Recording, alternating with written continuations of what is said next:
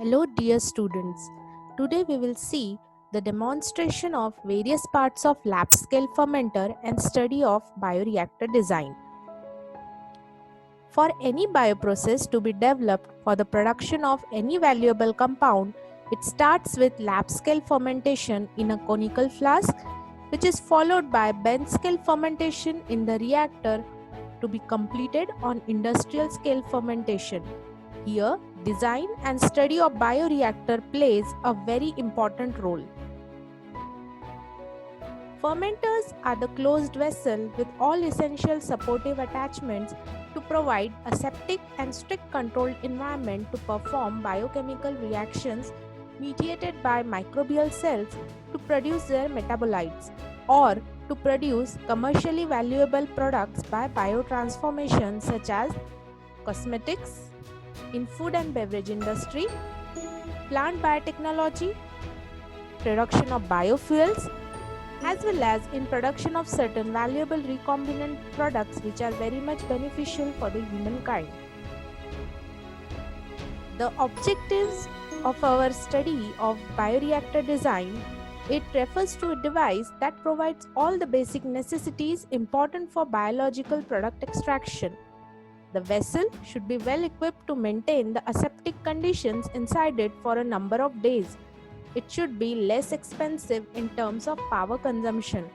The fermenter vessel should be designed properly to minimize the labor involved in cleaning, harvesting, etc. It should be designed in such a way that it reduces the evaporation losses.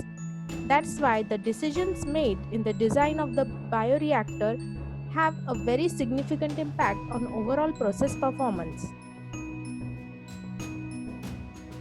In order to achieve our aim, we need these kind of requirements: sensors to measure the pH, temperature or liberation of any other gases, acid bed solution to maintain the pH of the media inside the fermenter vessel, silicone tubings, filters and flinch clamps, sterile compressed air which will be at 1.5 to 3 atmospheric pressure, chilled water, hot water, steam and electricity. This is a schematic representation of a fermentation vessel which mainly consists of a motor which is mounted on top of the vessel, because of which the agitator shaft rotates and impellers help in mixing of the media along with this, so that a proper mixing can be achieved inside the fermentation vessel. There is a pressure gauge to examine the amount of pressure developed because of the liberation of certain gases inside the fermenter vessel. There are different inlets for addition of inoculum or for the addition of acid or base or any antifoaming agent. Then there is a gas inlet which is fitted with the gas filter. This is very essential when the reaction is carried out in an anaerobic way. If you need to purge any nitrogen or any other gas into the fermenter vessel, it should go through this gas inlet, and with the help of gas filter it gets filtered and enters into the fermenter vessel.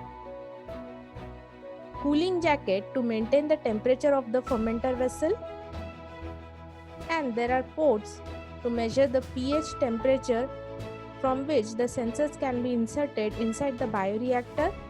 There is an air sparger which helps in introduction of oxygen, as well as it helps in good mixing by providing small air bubbles.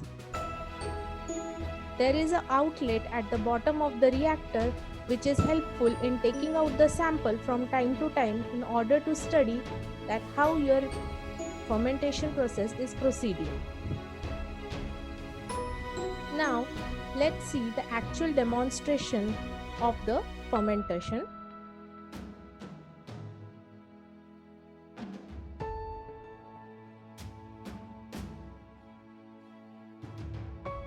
Hello students, so we will see this is our glass fermenter.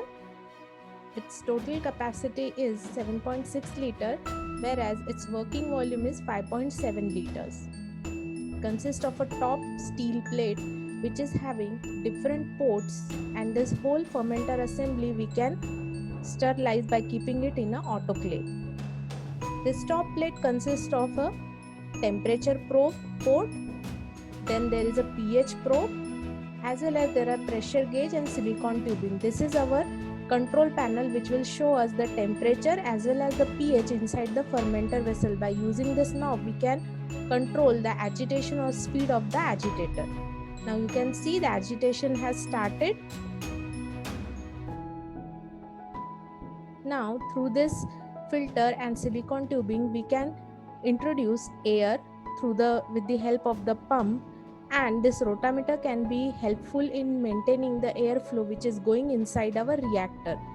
Now we can see how the air bubbles have started coming inside the reactor, and it also helps in good mixing. You can see the baffles inside the reactor which also helps in mixing as well as in controlling the heat dissipation. All the open ports are fitted with silicone tubing, and they are pinch clamp and properly closed, and they are sterilized so that no contamination or nothing else enter into the reaction media or in our reactor during the process of fermentation, and everything carries out in an aseptic mode.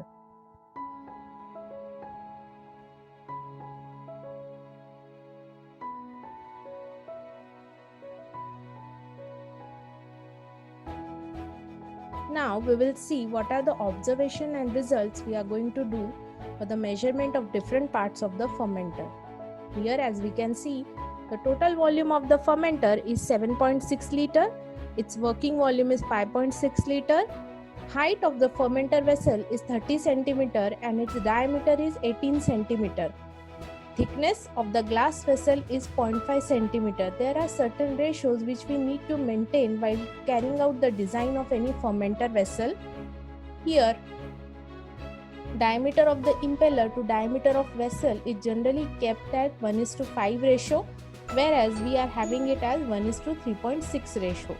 The thickness of the top and bottom plate is 1.8 centimeter. There is also a relationship between the impeller blade width to the diameter of the impeller as well as impeller blade height to the diameter of the impeller. The type of impeller blade which we are using in our bioreactor is disc turbine type, and the type of sparger which we are using for inserting the air into the reactor is of nozzle type. Now let's do some calculation. Now we know that the total volume of the fermenter can be calculated by using the formula pi r square h. So here the total volume of the fermenter comes out to be 7.6 liters. Generally, the working volume of the fermenter is 3/4 of the total volume of the fermenter. So it comes out to be 5.7 liters. Now there is one more term which is known as aspect ratio. It is one of the critical factor in vessel designing. The bioreactor generally have an aspect ratio of 3:1, while for animal cell culture it is 1, as it is helpful in increasing the gas transfer efficiency and ensure the less power input and uniform power dissipation throughout the reactor. So here aspect ratio is nothing but it is a ratio of height to diameter of our bioreactor, which comes out to be 5:3. Now here is one question for all of you. Calculate the total volume and working volume of a fermenter if the diameter of the vessel is 22 centimeter and its height is 35 centimeter. Also, find out the aspect ratio of the fermenter vessel. These are some of the reference books which I am giving you so that it will be easy for you to read about the different aspects related to the design of the bioreactor. Thanks for watching.